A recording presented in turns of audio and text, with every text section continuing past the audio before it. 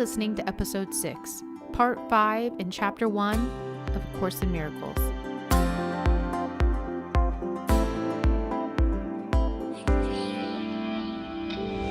Welcome, Miracle Makers. This is Angie, your host of Singularity, a podcast where we will journey together through various sacred and inspired texts, remembering our truths along the way. Thank you for being a part of my journey and for allowing me to be a part of yours.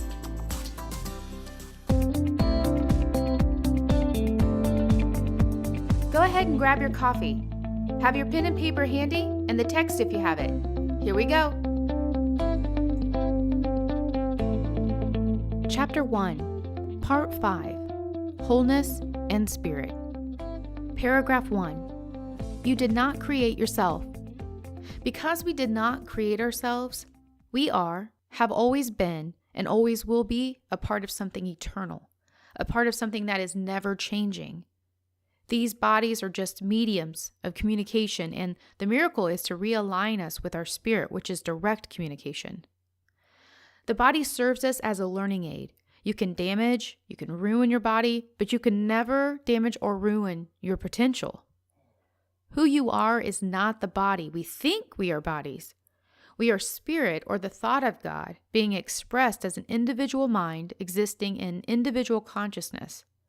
The thought of individual anything created from the original sin or the fall we talked about last week affects the possible and the necessary universal experience. The mind is the activating agent of spirit, supplying creative energy. We can hinder our true creative nature, but we can never lose it. Even if we don't set out to do what we thought was our purpose or do all the things we thought we would do and in the times and in the ways that we thought that we would, it is still impossible for us to not be a part of the whole, which is love. We can be an empty shell and we can slow our vibration way down, but the potential cannot be destroyed. The body and the mind are connected through communication. Direct communication is the spirit at its original state, which when reached, the body is no longer necessary.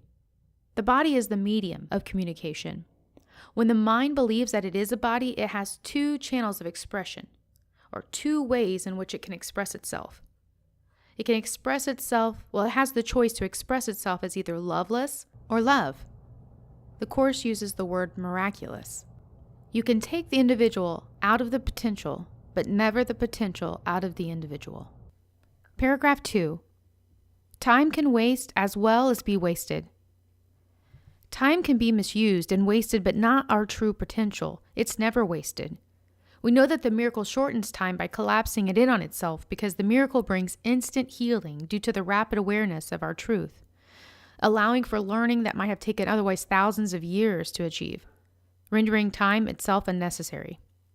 When time is finally collapsed in on itself and the learning is no longer necessary because we have remembered our truth or the wholeness, we then experience the ultimate release from time.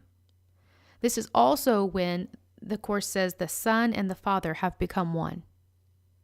When we realize that we have everything, everyone will be in a state of not needing to give or receive any further, making the whole of creation no longer necessary. Paragraph 3. God is not partial. In this paragraph, we learn that all of His love and gifts are had and given to all. When the atonement or the undoing is done, the full potential is realized by all, putting abundance back into our awareness. Abundance is when we recognize our complete dependence on God through knowing the real power and understanding the true relationship between the Son and the Father. This true relationship is knowing that all of our basic needs will be met and that we are loved and safe, allowing us complete freedom to just be and explore. God's love is special in that it is inclusive and not exclusive. We are all special. When we do not realize our full potential, we perceive lack, and that distortion affects the part that we provide in the atonement. Paragraph 4. The creation is whole, and the mark of wholeness is holiness. God is not mocked. In the end, we all return to spirit because spirit is eternal and never changes, and always is, has been, and will be. Everything else falls away because it is not real. I love how the Course uses return here instead of death. Everything dies except spirit. Spirit returns. Returns to what? I don't know, maybe the unified mind of God? I love how the Course uses return instead of death here. We experience this process as death or ending, but it is merely an ending of the illusion. To return is a blessing and an honor, and that even if someone seems distracted in spirit in this life, or they have chosen to believe that they are just a body, and with their choice they've chosen the loveless channel of expression, that even they are called, and through the miracle, which is love and forgiveness, they are set back into alignment with spirit and the right mind, remembering that they are love. In this, they are blessed and honored to return. God is not mocked. I am positive that the Course mentions this next part because, like me, I am sure that most of us who have heard this or read this in the past has felt the same. I always heard it as God being offended somehow by some action and felt it necessary to set this boundary with us. I struggled that a perfect God, void of human characteristics, could be offended. But the Course tells us here that this has never been a boundary set forth by God as a warning, but as a reassurance. When I read this, I was like, okay, now this feels more like truth to me. It makes more sense to me, or at least of what I'm trying to understand as God. In order to return, you must be holy. The point the Course is trying to drive home here for us is that despite what we have been taught, which is that we are not holy, that is simply not true. We are told in some religions that because of Adam and Eve, we are born with a sin nature, and that we are in need of salvation, that without salvation we will die and go to hell. This phrase, God is not mocked, has been used against us as a scare tactic. This is actually telling us something quite the contrary. This is actually reassurance that none of God's creations are lacking in holiness. Maybe salvation is literally saving ourselves or being saved from the illusion because the illusion itself could be some form of hell. Salvation isn't about saving your soul. It is about saving your mind. Paragraph 5. Whatever is true is eternal and cannot change or be changed. Spirit cannot change. Therefore, it has no choice because it is eternal, it is perfect, and has no limits. The mind, however, can change. It has a choice, and it is temporary and imperfect. It has limits. The mind can either serve authoritative control or authoritarian or tyrannous control. This is the choice that it has. It can serve through either of these two expressions. The limit that it has is that it cannot serve two masters, meaning that it cannot choose both. The mind can either be under authoritative control or authoritarian control.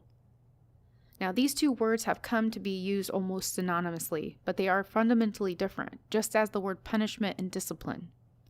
Authoritative is teaching and guiding us as a shepherd.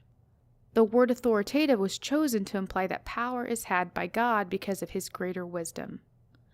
Authoritarian, this is bending our will to that of authority, where our willfulness is seen as bad behavior or sin, thus making God one who tries to break our will, establishing control through power and coercion, gaining power through exerting his will over ours.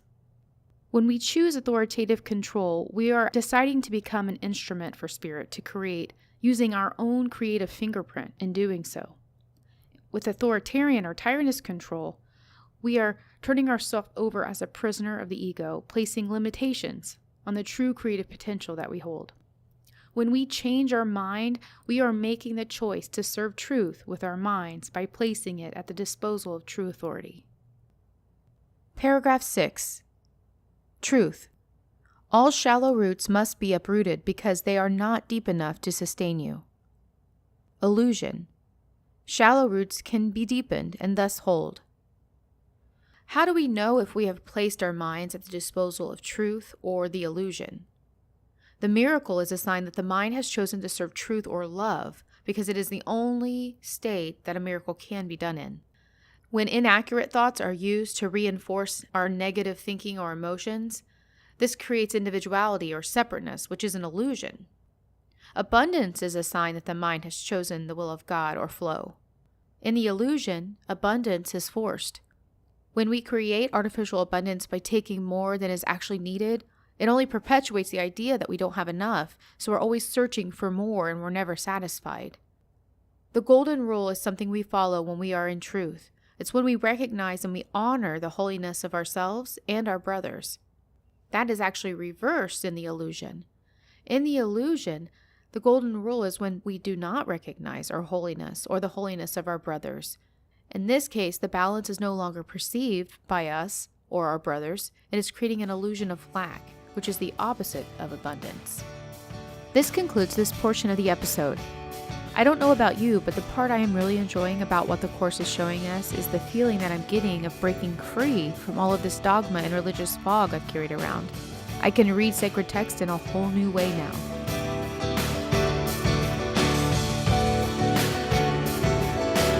Welcome to the second part of the episode. In this section, we will review our lessons for the week. Remembering from last week's review that we want to apply indiscriminately these lessons, exclude nothing, and name specifically the form and the source of the emotion. In these lessons, the purpose here is for us to practice, not to necessarily understand everything fully, so you can take that burden off now, knowing that we're just practicing here. We want to recognize that we are not really thinking at all. That's what these lessons are providing for us. Our thoughtless ideas preoccupy our mind, which is blocking our truth. And that each small step we take in practicing, we clear away a little bit of the darkness so that understanding will come. We are introduced to my thoughts as these thoughts, and that we are to know that there is no link between the two. The practice takes us in to focus on the lack of the reality of what we think that we are actually thinking, and that the thoughts that we are aware of now are meaningless and outside of ourselves, not within, making us aware that our focus is on the past and not the present status, and that when these thoughts are present, that we're not actually thinking at all. When we believe that the mind is blank and not filled with real ideas, we open the way to seeing. This is the first step in doing that. The prerequisite in undoing our false idea is when we realize that we do not actually understand it. It is tough to truly understand it, even though it's easy to accept. The general idea of these lessons is that everything we believe is rooted in time, making it difficult to believe that time is the illusion and making it difficult to change. Because what we learned in the past affects how we perceive in the now.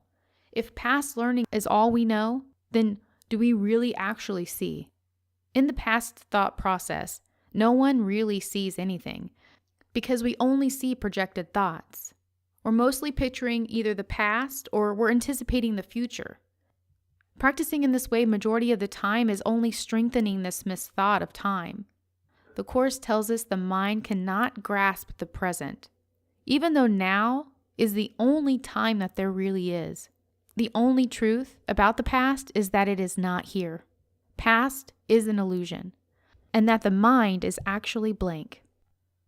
I'm going to pull from each lesson the parts that stood out for me, starting with lesson 6. I am upset because I see what is not there. When we are upset, what we've actually done is we've given ourselves over to the illusion. We've given it the reality that it has, believing that it's real, forgetting that it's an illusion. And all of this is made by us. The Course tells us, though, that my confusion does not affect the big picture. I'm taking a sigh of relief in knowing that because I'm not able to get my crap together, I'm not messing you up. That makes me feel better. Moving on. Lesson 7. The past is all I see.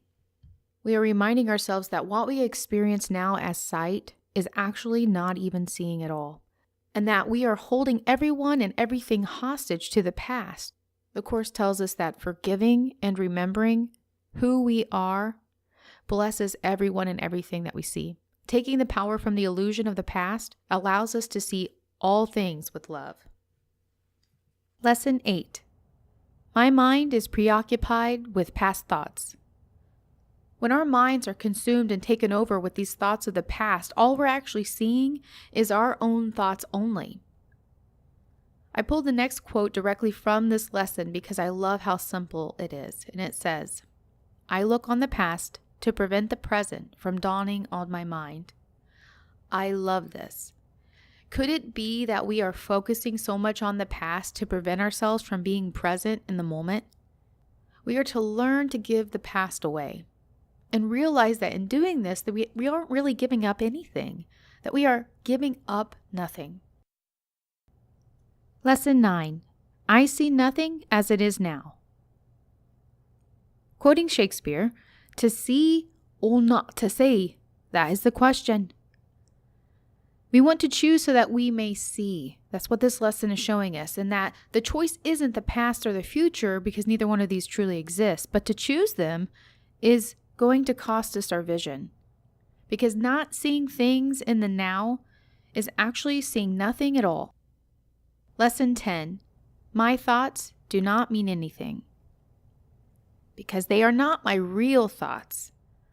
I learned from this lesson that when I choose to hide nothing to escape the darkness, so no private thoughts, allows for my mind to be a part of creation and the Creator. I get to join in the thinking of the universe. Private thoughts keep us from joining into the thinking of all that is really ours. Okay, that concludes the review for the week. If I can, I want to break down all of these lessons with a one-sentence breakdown. For one, it gives me a chance to really sit and break down to the simplest form what it is that I took from these lessons and share that with you. And maybe in doing that, it'll stick with us a little easier through the week. Having that one sentence just to kind of reflect on, that kind of summed up everything that we can really easily get to and apply to our week. And for this week, I came up with a quote. So I'm stealing this one. But I felt like Third Eye Blind said it best in their song, The Jumper. Maybe today we can put the past away. You could cut ties with all the lies that you've been living in. With your coffee still warm and your notes fresh, take this time now to go inward. Aligning yourself with your truth, take it with you into the week. Until next time, keep shining.